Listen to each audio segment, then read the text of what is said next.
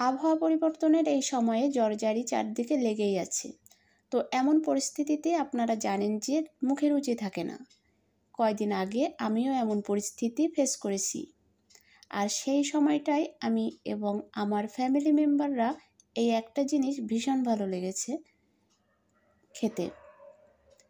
তো সেই জন্যই আজকের রেসিপিটি শেয়ার করলাম।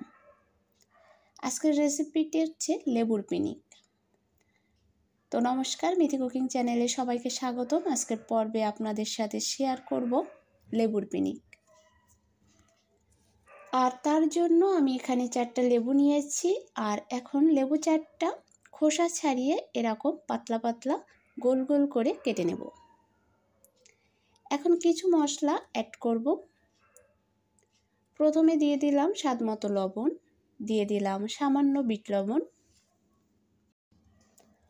2 কোয়ার মতো তেঁতুল, স্বাদমতো মরিচ গুঁড়া। এখন ভালো করে আলতো করে মেখে নেব।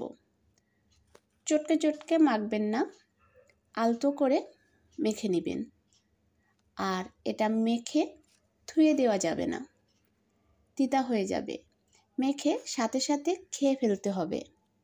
বিশ্বাস করুন, জ্বরজারির মুখে এই লেবুর পিনিক জাস্ট অসাধারণ লাগে।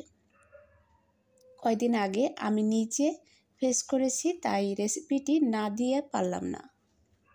আশা করি আপনাদের উপকারে আসবে। যদি উপকারে আসে তাহলে প্লিজ লাইক, কমেন্ট, শেয়ার করতে ভুলবেন না।